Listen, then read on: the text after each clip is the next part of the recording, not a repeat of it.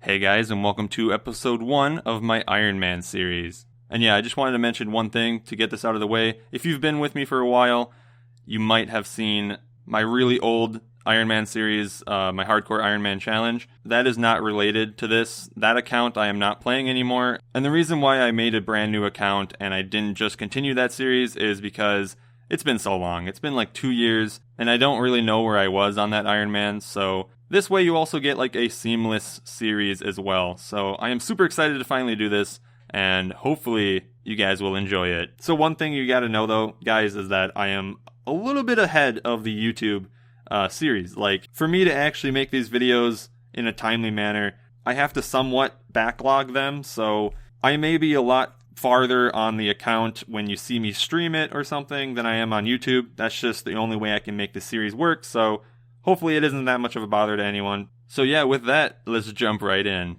Alright, first things first, I made my Ironman, named it FatNibblet because why not? And the very first thing that I did right out of the gate was I went and tried to unlock all of the lodestones that I can, because this way, if I ever have to go to anywhere in the game, I'll have a lodestone next to it, which will be very, very helpful. And on the way, I actually did a couple things. One of them was the Museum of Natural History quiz in the Varrock Museum, which gave me a quick 9 Hunter and 9 Slayer. I also grabbed the 10k from the Stronghold of Player Safety, the one with the cockroaches, not the one with the Ankus. I'll do that at a later time.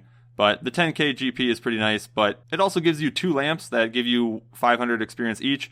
I put them both on Herblore because Herblore for Ironman is a disaster to train early on. So that got me to level 9. Not too bad. But before we go into anything else, I do want to talk about like what are my goals in this series.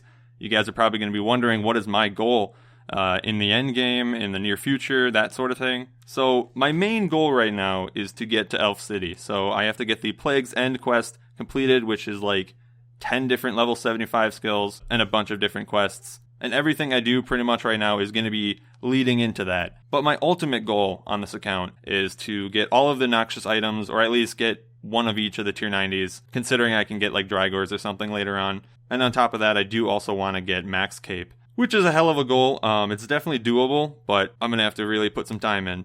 But yeah, I just wanted to talk about that to lay any questions to rest. And with that said, let's get going on some questing. Obviously, seeing as like all my skills are level 1 pretty much, it's probably good to go do the Waterfall Quest because you get a massive amount of attack and strength experience, and this is how most people start their Ironman or pretty much any new account, because you pretty much get to skip the early levels of attack and strength. It's really nice. But there are a few instances in this quest where you have to run past kind of decent leveled creatures, so I just wanted to get some food just in case. I thought the easiest way would be getting cakes, so I just went over and got 5 thieving at the Pompous Merchants, and then after that went over to the baker's stall for the cakes. I'm pretty sure I also need some bread for a quest later on, or at least several quests, so might as well stock up now. And what I did was I just did thieving at the stall until I got 10 bread as like a goal. I ended up with a decent amount of food, and I also got 12 thieving. Easy peasy. Anyway though, let's go to the Waterfall Quest. Hey, you just finished it, and it got me to 30 attack, 30 strength. Not to mention you get some mithril seeds, which are of no use to me, as far as I know, so I just went and sold them, got me a free 3k, which at my stage in the game is a lot of money. But with that added money, as well as the 10k from earlier, I went and bought a mithril 2h for my melee weapon whenever I go train that, as well as an Addy 2h for the future when I get 40 attack. If you're familiar with like Addy being level 30, it's actually 40 now, and Rune is now 50, etc. They did that to make it so Iron and Bronze were not both level 1. I'm sure there's going to be 1 or 2 people watching this video that didn't know that, so just wanted to say it. But yeah, with that, it's time for some more quests. I think the Blood Pact would probably be good to do then. It'd be easy and I'd get a bit of combat experience. Now, the real question is, should I spare these guys? Nah, well that was fun. Thanks for the combat experience, Xenia. Well, I think it's time to go do the Restless Ghost quest now. Get fucked. Again, thanks for the experience, man. Got me a few good prayer levels. Alrighty, just got the ingredients for the Witch's Potion mini quest, and bam, done with that. Got me 5 magic. Too bad it's a mini quest now. It doesn't give me any quest points, but oh well. Still worth doing. And finally, it fucking took me like 9,000 tries, but I finally killed the Vampire Count Draenor. So there we go. Finished the Vampire Slayer quest. 33 attack. Easy peasy. Not gonna lie, these quests are really, really addicting. Okay, now we're gonna go do the Missing Presumed Death quest, which is over east of Varrock, on the way to Canifis. And this is the one where, like, Sliske takes you up to his, like, little house shit. I don't even know. And from what I remember on my other Iron Man, this was a little tedious. So, please don't kill me, quest guy. I just want some easy experience, man. Well, thank you, Sliske, for wasting my time with all those puzzles. And thank you, Icflarin and Death, for the sweet, sweet experience. Don't ever want to do that again. I do want to mention I did have to do that quest for the one-of-a-kind quest in the future. And that quest is amazing for Iron Man because you unlock the Dragon Rider amulet as well as being able to fight celestial dragons, which both of those sound really, really good right now. Now, I kind of want to go do the Holy Grail quest because it's very easy and it gives you a lot of prayer and a lot of defense experience. So let's go over to Camelot and do Merlin's Crystal, which is a quest requirement. And we're done. Whew, that was a doozy. Glad we're done with that shit. Yay! And now it's time to get that prayer experience and defense experience. Holy Grail, let's go! That's all she wrote. Finished it, and we got 31 defense and 29 prayer.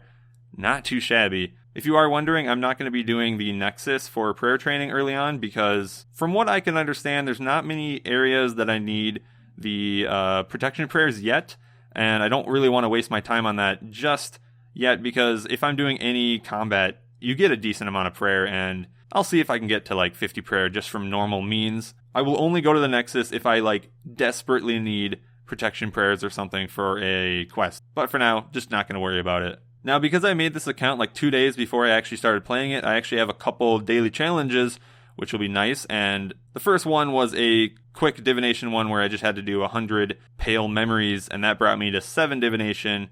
And then another one was to do 9 gnome stronghold laps for agility, and that brought me from 9 to 14.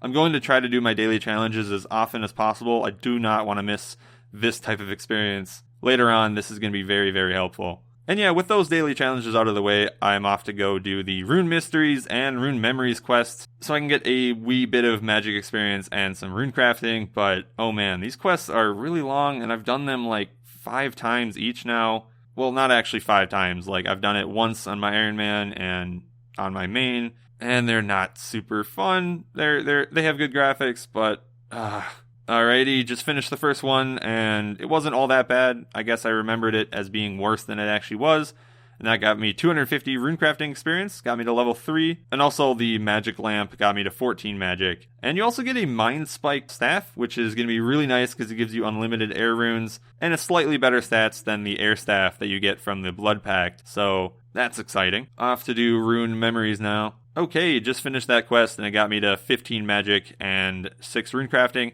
But I think the best part of this is that it gives you the first tower robes, which are a decent magic set. Like, I don't really have any armor right now, so it'll be fairly helpful, and it makes you look like you're from Tron. I'm always down for that. And speaking of magic, I wanted to go do the Imp Catcher quest for a bit of free magic experience, which means it's time to camp some imps for those beads. You know, I'm an Iron Man, can't buy that shit. I don't have the Dungeoneering resource dungeon yet, which makes it a lot easier, because there's a bunch of imps right next to each other, so I thought the best place would be the one near the Kandaren Monastery, south of Ardoin. I'll be back in a few years once I have those beads.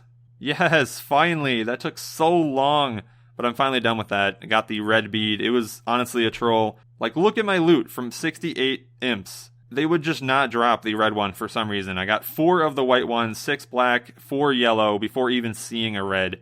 So yeah, that wasn't super fun, but oh well. I got a decent amount of magic experience, put me up to 19, and I also got 13 HP out of it. And one of my friends also gave me a tip that these beads that are extra, I can use to make magic potions for a bit of herbal experience later on. And maybe I could use those as well. Not to mention that the imp hides, once I get the crafting going, that'll be a bit of free experience. But now it's time to go finish that quest. And yeah, the quest literally takes like 5 seconds. That was super difficult. But I got 875 magic, and that put me up to 21, so not too bad. I think magic will be like my main combat for now. It's fairly easy to train as an Iron Man. I've heard that ranged is very, very difficult and really annoying, especially like 50 to 70-ish. So I think I'm just going to start on magic. But you also get a Amulet of Accuracy, which is a ranged amulet.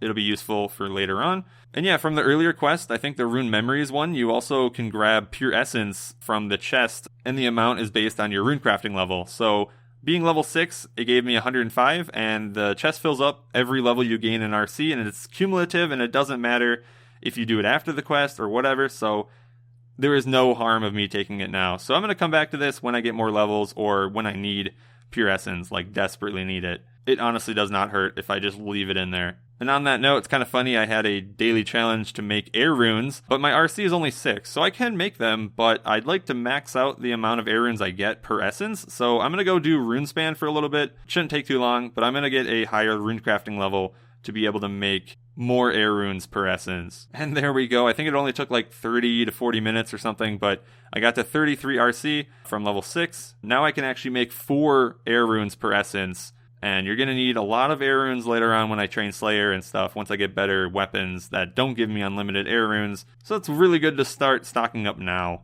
Also, with me being level 33, I now have access to the middle level of Runespan, so next time I can come and start right from there.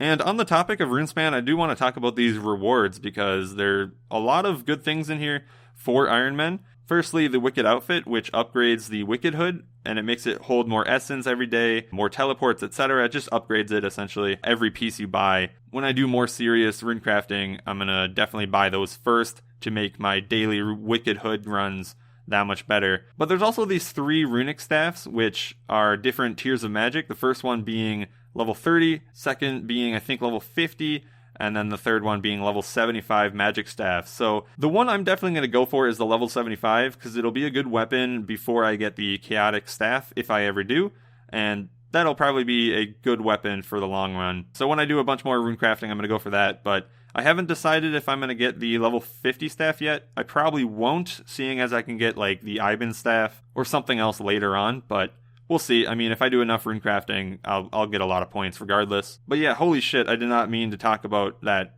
for that long.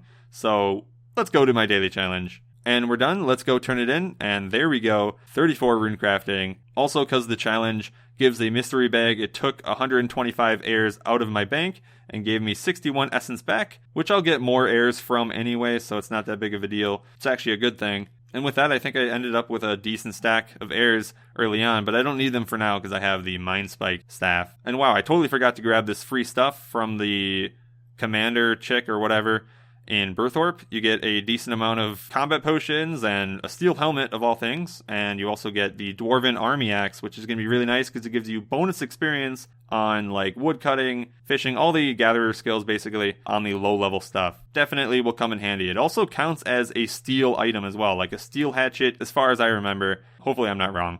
Anyway, originally I was going to be doing the Witch's House quest earlier in this episode, but I thought the fight would take way too long, and holy shit, I'm so glad I didn't do it early, because even now with better magic, it took forever. Absolutely forever, but I wanted to do it because it gives you 6,000 HP experience, and seeing as I'm only level 13 HP, that is quite dangerous for later quests. So yeah, here I am, just sitting at the boss fight. I have no accuracy whatsoever, especially with a level 1 staff.